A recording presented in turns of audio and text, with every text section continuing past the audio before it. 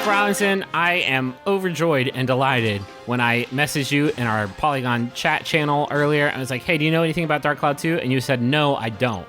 I don't remember that conversation. I'm actually an expert in Dark Cloud 2. I know everything about it. Well, then this video is canceled. All right. It's weird. I've never had to cancel a video in the middle of doing it. Mm-hmm. No, I'm excited to tell you about it because it is probably my favorite PlayStation 2 game, and Holy crap. It's now on PlayStation 4. Huh. With their budding PlayStation 2 on PlayStation 4. You say budding because there's a little sunflower man there. That's actually not why I said it, and I would prefer you don't put puns in my mouth. Dark Cloud 2 is really neat. You don't really need to have played Dark Cloud 1 to play it. They're very, they're conceptually kind of similar, but there's no like story through lines, or if there is, they're very, very faint. You don't have to worry about it. It is a dungeon crawler. Dark Cloud 1 was a dungeon crawler where while you were dungeon crawling, in addition to finding like weapons and items and stuff like that, you were finding pieces of these destroyed towns, which you then had to sort of arrange SimCity style to make the towns back in people's desired like specifications. This game has that too, although it's not in this video because it actually comes a little bit later in the game. What's great about Dark Cloud 2, you're seeing some of the dungeon crawly stuff here, is that there's approximately 1 billion things to do in it. I'm seeing a lot of just interface stuff on the screen. So here's what I know about Dark Cloud, like genuinely based on whatever. There's is there a cooking system or something? Is that a big part of it? There's a crafting system in the game, and we're gonna get to it because it's probably my favorite thing in Dark Cloud 2.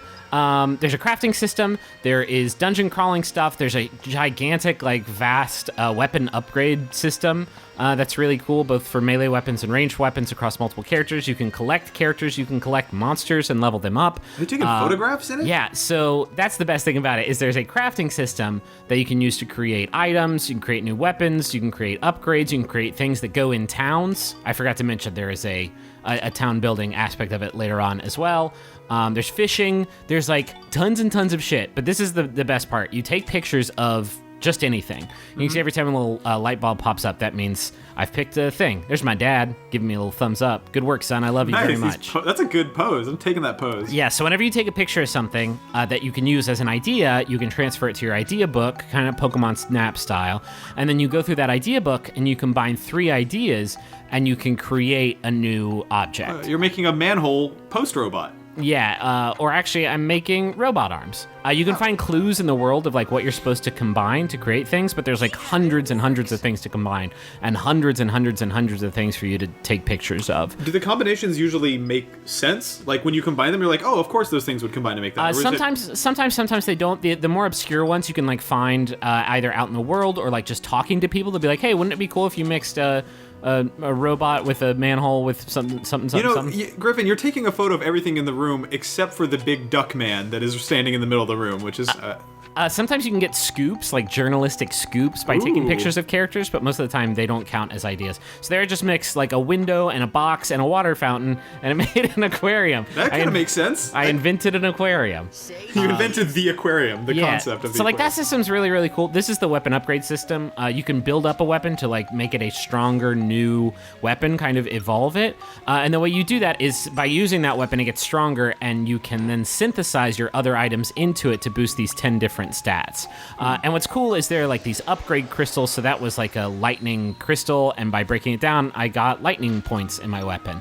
That's pretty obvious. You can break down anything in the game, anything you find. So like I have caterpillars I can use as bait, or I can like break them down and they will turn into upgrades for my weapons. Now, that dad we saw earlier, can you break him down and put him in your gun? I cannot kill my dad and turn him into an upgrade. If you find like a new weapon that you like even better, you can break down your weapons and it'll usually give you like a really, really nice, powerful boost to the ones that you have now. It's like a really sweet system that kind of builds on Dark Cloud 1. And again, I want to hammer this home. If you didn't play Dark Cloud 1, Dark Cloud 1 is a great game. It's also out on the PS2 and PS4, but it is a very like clumsy game. You had like 6 or 7 different characters, and you had to like manage all of their weapons, and it was like a nightmare.